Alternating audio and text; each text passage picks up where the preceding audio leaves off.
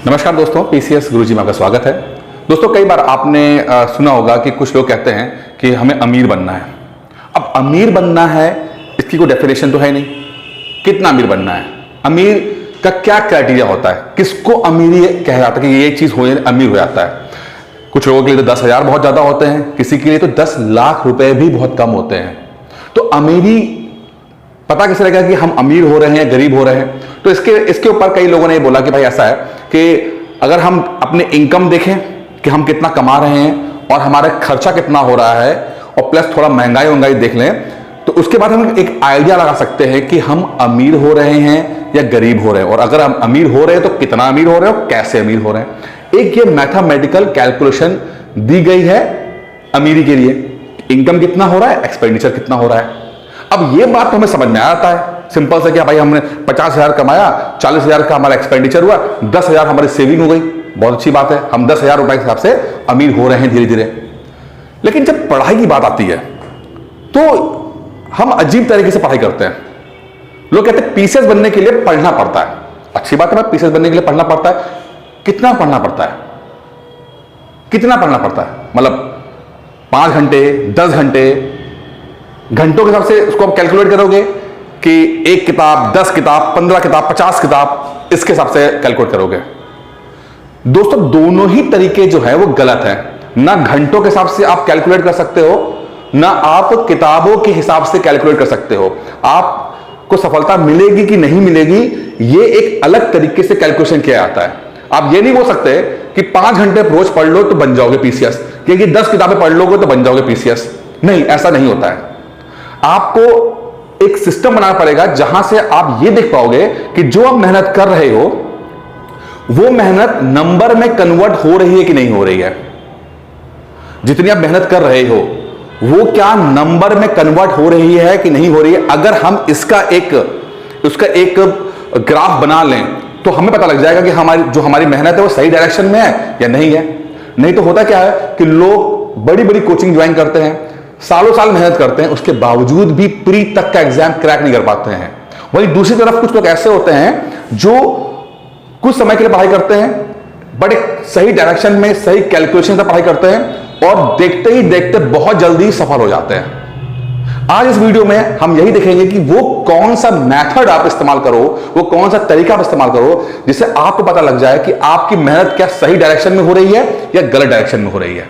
आंख बंद करके मेहनत नहीं करना। देखिए, ये अब जमाना मेहनत करने का नहीं, स्मार्ट वर्क करने का है, स्मार्ट मेहनत करने का है।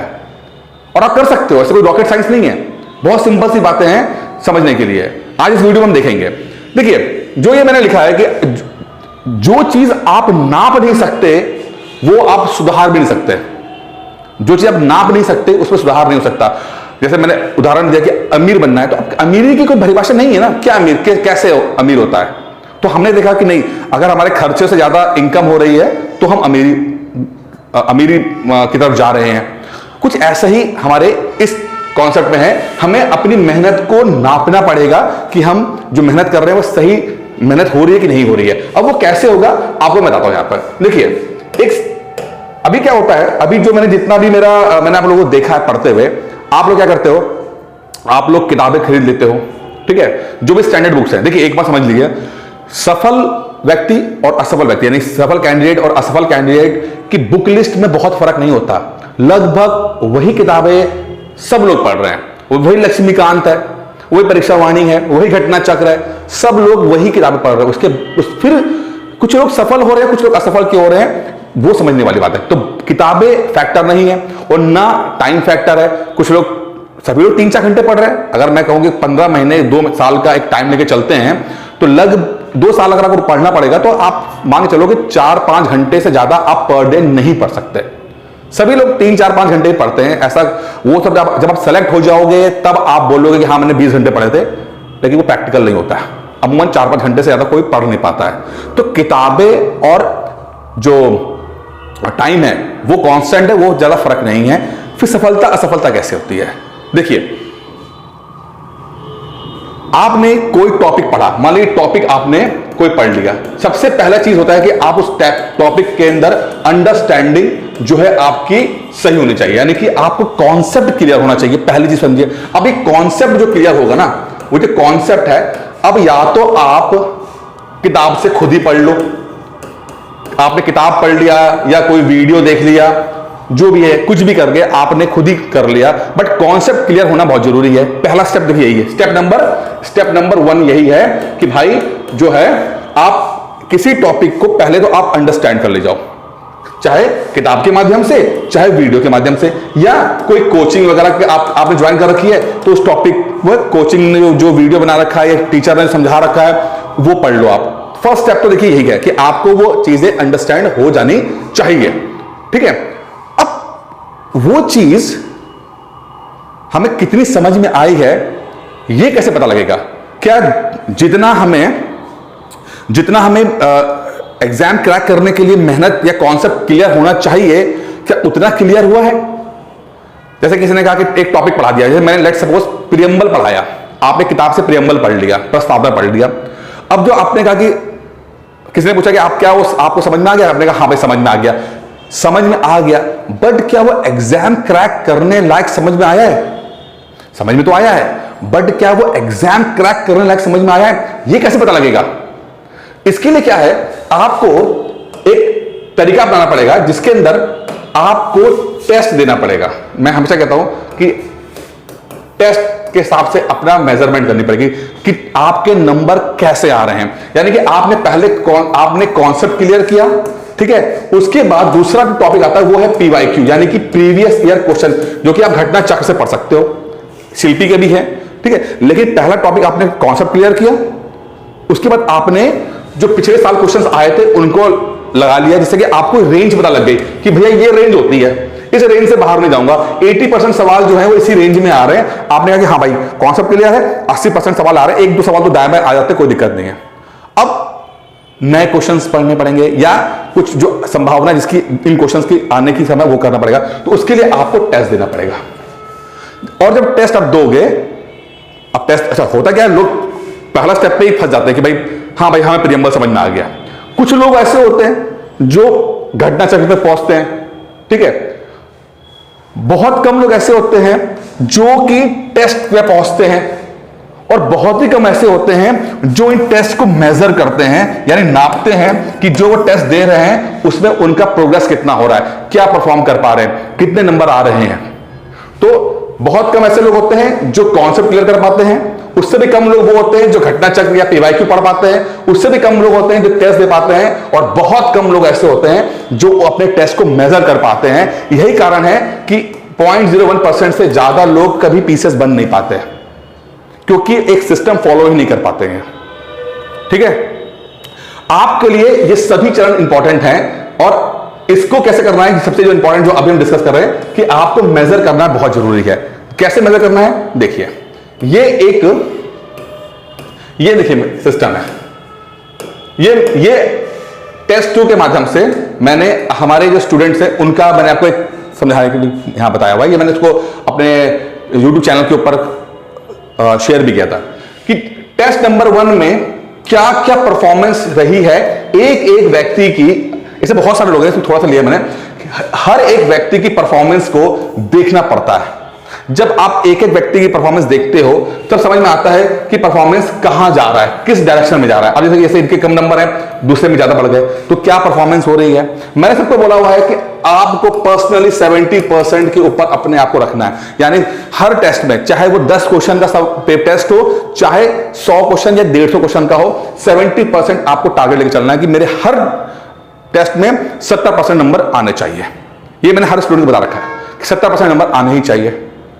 आपके लिए भी यही है कि आप जब कोई टॉपिक पढ़ेंगे, घटना चक्र लगाया, उसको टेस्टों के माध्यम से दीजिए और अपने लिए देखिए कि मैं 70% नंबर स्कोर कर पा रहा हूं कि नहीं कर पा रहा हूं। क्योंकि आप अकेले घर के अंदर दे रहे होगे तो इवेल्युएट करने के लिए आपको नहीं मिल पाता कि आप किसी से आगे हो या नहीं हो। लेकिन अगर मोटा मोटा मैं ये बोलूं कि 70% का टारगेट आप लेके चल लोगे तो आप पीसेस प्री क्रैक करने की स्थिति में आ जाओगे।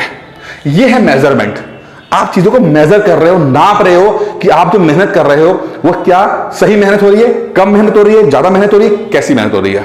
या जो कॉन्सेप्ट क्लियर हुआ है वो कॉन्सेप्ट क्लियर हुआ भी है, एग्जाम को क्रैक करने लायक क्लियर हुआ कि बस क्लियर हो गया। फिर FPO एक सवाल आएगा कि हाँ भाई सुना सुना सवाल लग रहा है, सुना सुना नहीं है, एग्जाम क्रैक करने वाला सवाल, क्लियरिटी होनी चाहिए, एग्जाम क्रैक करने वाली। तो ये है तरीका। अब ये तरीका आप खुद फॉलो कर सकते हो तो बहुत अच्छी बात है। जैसे मैंने कहा कि आप कॉन्सेप्ट देखो, PYQ देखो, टेस्ट दीजिए, टेस्ट बहुत सारे मिल जाते हैं, अवेलेबल है, ठीक है। और उसके बाद उन टेस्टों में जो नंबर आपके आ रहे हैं उसके लिए ऐसा कुछ चार्ट तैयार कर लो जिससे कि आपको पता लग जाए कि हाँ मैं किधर जा रहा हूं, और 70% नंबर का टारगेट लेके चल लो। खुद कर सकते हो तो बहुत अच्छी बात है, ठीक है। अगर खुद नहीं कर पा रहे हो क्योंकि बहुत सारे लोग डिसिप्लिन नहीं हो पाते, जॉब है या घर की समस्या है, नहीं कर पाते हैं, तो उनके लिए मैंने एक छोटा टेस्ट सीरीज स्टार्ट की है। आप चाहें तो इसको दे सकते हो। Test series for UPPCS pre है, जो कि लगभग 7 महीने चलेगी। अभी नवंबर चल रहा है, 7 मंथ की टेस्ट सीरीज है ये। और कॉन्सेप्ट क्या है कि मैंने दिखाया था, एक एक टॉपिक को टेस्टों के माध्यम से कवर करवाना, ठीक है, और सबकी परफॉर्मेंस को मेजर करना कि हाँ परफॉर्मेंस कैसे हो रही है, किसी भी हालत में 70% से ऊपर सबको रखना, ठीक है। तो अगर आप खुद कर सकते हो बहुत अच्छी बात है, नहीं तो आप ये दो हमारे टेस्ट सीरीज में भी 2 चीजें, 150 सवाल मिलेंगे। देखिए आपको लगभग 140 सवाल नहीं, 150 टेस्ट मिलेंगे, छोटे बड़े सब मिला के। छोटे 25 क्वेश्चन के बनेंगे, बड़े 150 क्वेश्चन के बनेंगे। इन सबको मिलाकर लगभग 150 से ज्यादा टेस्ट होंगे। अब इसमें देखिए 2 चीजें रखी हमने। क्या रखा है? कुछ लोग ऐसे होते हैं कि जो ज्यादा डिसिप्लिन होते हैं, अगर जो ज्यादा डिसिप्लिन है उनके लिए फीस भी बहुत मैंने कम रखी है। टेस्ट सारे मिलेंगे सबको 1499 कि टेस्ट मिल गए, टाइम पे आपको टेस्ट मिल जाता है, आप टेस्ट देते रहो। ये लोग डिसिप्लिन लोगों के लिए, जो सेल्फ स्टडी कर रहे हैं, डिसिप्लिन लोगों के लिए। लेकिन कुछ लोग जॉब करते हैं, उनके पीछे पड़ना पड़ता है भाई।